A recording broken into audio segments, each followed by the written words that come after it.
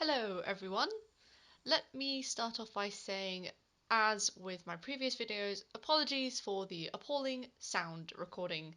Considering I don't have a proper microphone, I will have to make do with what I have, which isn't a proper microphone. Anyway, I would like to talk to you guys about the amazing animated series called Wonder Over Yonder.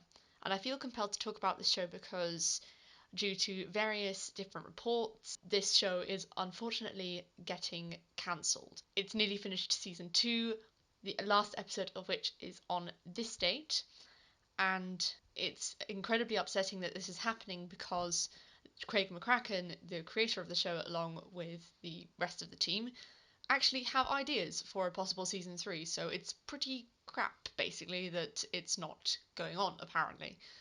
Now, I'm not the only YouTuber to have said that this is an amazing show. Some of these people include, but are not limited to, Dire Gentleman, Captain Cinnamon, and DanFan29, all of whom have written brilliant commentaries, however long or however short, on Wonder Over Yonder, and all, I'm sure, are very upset by the fact that it will not be running a season 3.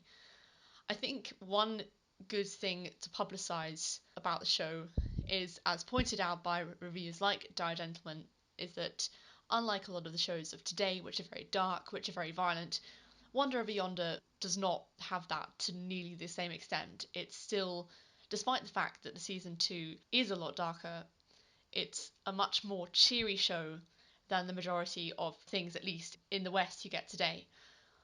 My viewing habits of cartoons have been quite varied for the last few years. I started getting into anime very strongly about 3 years ago. A lot of anime is very action packed. It's the kind of stuff that's very popular in the West as well, things like One Piece, Bleach. Yeah, various examples. Attack on Titan is huge, and that's incredibly gory and violent and all of that, so that's a typical example. A lot of the ones that are probably less popular in the West include some of my absolute favourites, which are Usagi Drop, which is a lovely, lovely show about a man adopting his grandfather's daughter, which sounds really dodgy, but actually is really, really beautiful and sweet and heartwarming. Another show called Engaged to the Unidentified is just, I mean, it's all very Japanese culture, but it's all very slice of life. It's just really adorable, and it has an unexpected turn in the middle of the series. I haven't finished it yet, so I can't say how much this unexpected turn will affect the show in itself, but I highly, highly recommend it to anyone who wants to cheer up after having a little bit of a crap day and just slide back and enjoy something. And Wonder Over Yonder is one of the few airing cartoon shows I can think of that actually does this as well. I think maybe because my viewing habits with cartoons have been so varied, and I've been watching a mixture of kind of cartoons where nothing really happens and it's all sweet and lovey-dovey, to cartoons where it's really gory and violent and dramatic, I think I'm more accepting of the fact that cartoons can and go in a different direction to huge success, as Wonder Over Yonder in my mind has done. In my mind, it is one of the best cartoons, and Western or otherwise, that is airing right now. It's absolutely fantastic. Highly, highly underrated. If you look at the IMDb review, check this out. Okay, you might think, oh well, yeah, it's a fairly big number. Then you check it with something like Gravity Falls. Like, what? Well, how has that got so many? But I mean, like, okay, what? You just kind of think, after enjoying the show as much as I've done, that's kind of shocking in my mind. It's no. I, I just, okay. I'm not saying I don't think Gravity Falls should have that many good ratings. Really not. Falls is a brilliant show, although admittedly, I haven't watched as much of it as I should have done. Same with Steven Universe. I mean, that's a brilliant show and could potentially get more ratings. But the fact that Wonder Over Yonder isn't getting as much recognition, even in terms of possible lower ratings, is ridiculous in my mind. It's really bizarre. And this may be partly to do with the fact that it's been on different channels and the times for the show have changed over the. I don't even know. It's comforting to know that the Disney website has a fantastic way of personalizing um, shirts and hoodies and all of this kind of thing, and basically having a way for you to buy products that have Wonder Over Yonder symbols on them and contributing the money to Disney directly. And normally you kind of think, oh, if you give more money to a major corporation, why would you want to do that? But I mean, in this case, it's brilliant because the more money that is given to Disney related to Wonder Over Yonder, the more that Disney will realize, actually, we need to renew this show for a third season. There's the Save the Wonder Over Yonder campaign on change.org, and there's various other ways you can contribute, a few of which are listed in the description. Just there's so much that can be done. Basically, what I would say about the show has pretty much already been said by other people, but I will emphasize that it's very, very optimistic and very positive, and I do feel Wonder as a character, even though he is quite erratic and over the top in many ways, and quite just, yeah, you can kind of imagine he'd be a bit of a nightmare to be around, basically, but he is so lovely, and his good intentions always shine through, and he always manages to remain quite mature in certain situations, especially compared to Lord Hater, the kind of the opposite of Wanda.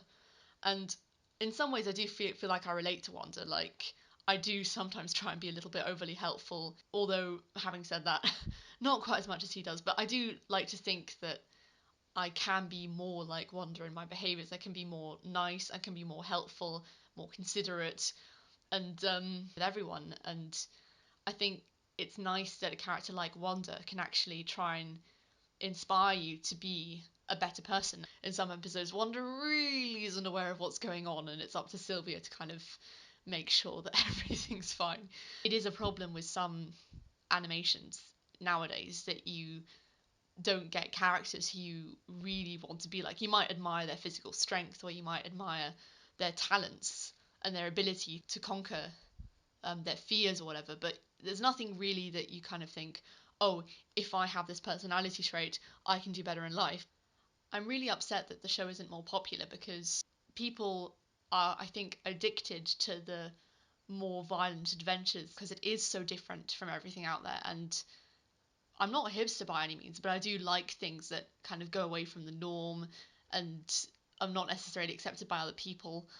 Something like Wonder Over Yonder I appreciate because I think a lot of people just think, oh, this is a silly cartoon kids show about a crazy character and it's really weird, and oh, it's all about morals, and it's so much more than that. Yes, there are morals in almost every episode, but I mean, call me old fashioned and to a certain degree, but it's nice to have a couple of morals in cartoons. I mean, you have morals in films, so why can't you have morals in a cartoon for kids and teenagers? I mean, come on, lighten up a bit.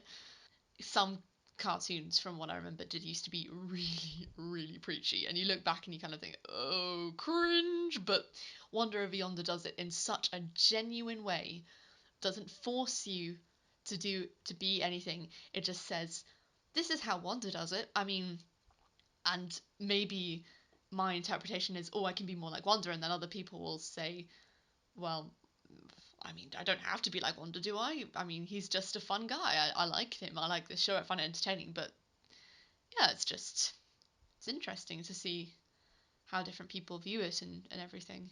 So please, if you are interested in the show, check it out online. Watch a couple of episodes. Or get into it the same way I did. Actually, the way I got into it was on my suggested videos. The song "I'm the Bad Guy" by Lord Dominator came up, and I kind of looked at it and thought, oh well, I'm bored. Well, not bored, but I'm in a YouTube mood. I'm wanting to watch new videos I haven't seen before.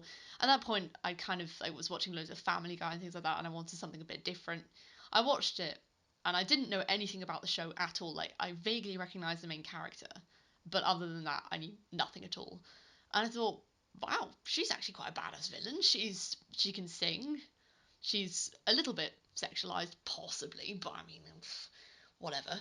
She's actually being a really cool mega bad guy in a show that's presumably for quite little kids. And I mean, I kind of looked at the character designs and thought, yeah, this is probably going to be a show for little kids. But the YouTube video, that particular song, made me look into the show a bit more and made me watch more clips and made me get to know the characters. And after finding out enough about it, I thought, this is definitely, like a lot of the other animations I watch, more than just a kids show. And for all the reasons I've explained earlier, it deserves to be watched by a huge age range in my mind.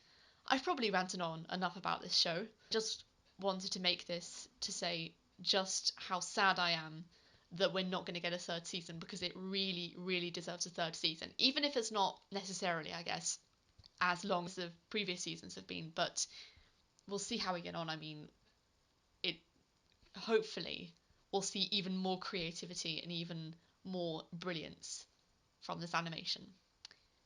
Bye bye, folks. Hope you enjoyed this video. See you next time. Near Attack 8. Oh, wander over yonder